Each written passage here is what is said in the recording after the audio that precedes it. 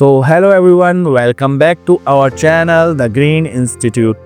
So guys, जैसा कि last video में आपने देखा था कि हमने किचन के कुछ बेसिक्स क्लियर करे थे, उसी बेसिक्स को हम आगे और थोड़ा सा उसमें डीप जाएंगे और आज हम कवर करेंगे किचन हायरार्की के बारे में। किचन हायरार्की होती क्या है?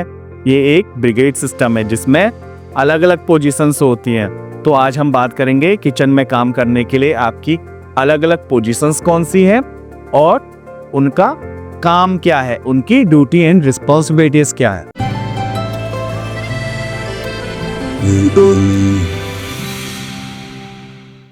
जैसा कि आप लोगों ने देख ही लिया होगा थंबनेल में कि आज हम किस चीज को कवर करने वाले हैं। तो आज हम बात करेंगे एक किचन की हायरार्की के बारे में। हायरार्की होती क्या है? एक किचन ब्रिगेड सिस्टम है जो किसी भी होटल या रेस्टोरेंट को चलाने के लिए बहुत जरूरी होता है। इसमें होता क्या है, इसमें अलग अलग पोजीशंस होती हैं और उन पोजीशंस के अकॉर्डिंग उनकी ड्यूटी एंड रिस्पॉन्सिबिलिटीज बांटी गई होती हैं। तो ये किचन ब्रिगेड सिस्टम आया कहाँ से?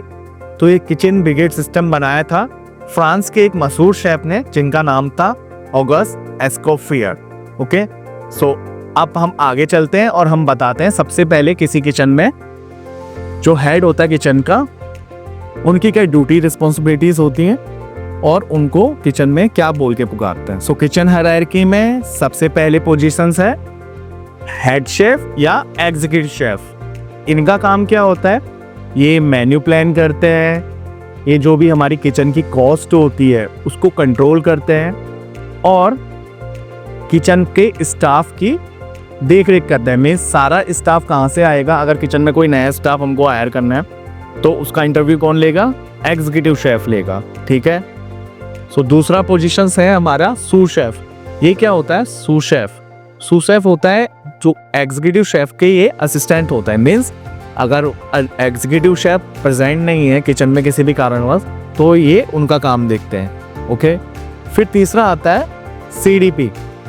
सीडीपी का काम क्या होता है? सीडीपी होता है हर अलग अलग किचन के अंदर हर अलग अलग सेक्शंस का अलग अलग सीडीपी होता है। जैसे कॉन्टिनेंटल का एक अलग सीडीपी होगा और चाइनीज का एक अलग सीडीपी होगा, इंडियन का एक अलग सीडीपी होगा। तो ऐसा, और इनका काम क्या होता है? ये अपने सेक्शन के हेड होते हैं।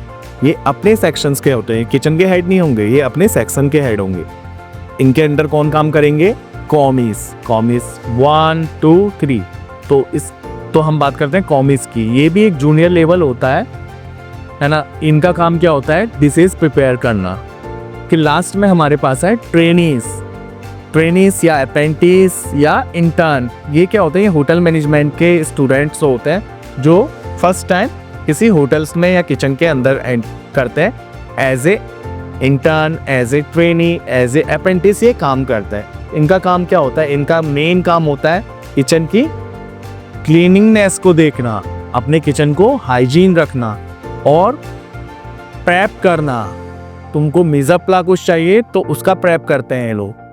तो ये सारी पोजीशंस हमने डिस्कस करी। अब हम आगे बात करते हैं किचन स्टाफ की ड्यूटी एंड रिस्पॉन्सिबिलिटीज के बारे में। तो सबसे पहले मेन ड्यूटी क्या है? किचन स्टाफ में कोई भी काम करेगा उसको क्या करना है? सबसे पहले क्या करना है? उसको हाइजीन रहना है। दूसरा, उसको मिज़ाप्ला करना है। मिज़ाप्ला क्या होता है?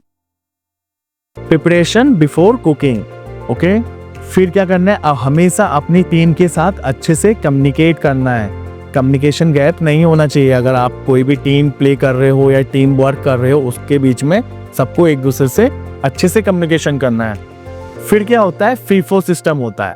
फीफो में क्या होता है? कोई भी चीज़ जो हमारे पास पहले से हो उसको हमको पहले ही यूज़ करना है। ये नहीं करना है कोई चीज़ बाद में आई और हम उसको पहले यूज़ कर रहे हैं। तो हमको हमेशा क्या करना है? फीफो फॉलो करना है। और मेन चीज़, आपको किचन में काम करने के लिए डिसिप्लिन में रहना बहुत ज़रूरी है।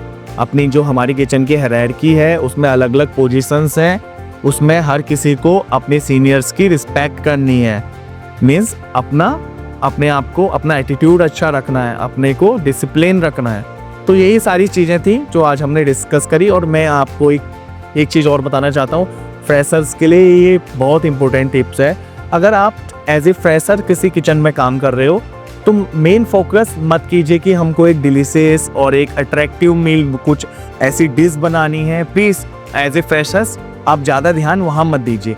सबसे पहले आप ध्यान दीजिए अपनी स्किल्स को और इम्प्रूव करने में। जैसे आप अपनी कटिंग की स्किल्स इम्प्रूव कर सकते हैं, अपनी नाइफ स्किल्स है उसको इम्प्रूव कर सकते हैं, अपनी हाइजीन अच्छे से मेंटेन कर सकते हैं। ये सारी चीज़ में आप ध्यान दीजिए। और प्लीज़ सबसे पहले चीज़ डिसिप्लिन में रहिए। अगर आप डिसिप्लिन में रहेंगे तो आप बहुत जल्दी एक अच्छे प्रोफेशनल शेफ बन सकते हैं। तो यही सारी चीज़ थी और ज़्यादा मैं कुछ नहीं बोलूँगा, इससे ज़्यादा अब हम आपको नेक्स्ट वीडियो में बनाएंगे। तो थैंक यू वेरी मच। आज के लिए इतना ही। अब नेक्स्ट वीडियो में हम आगे को बात करें। तो प्लीज़ लाइक कीजिए, शेयर कीजिए और सब्सक्राइब कीजिए हमारे चैनल।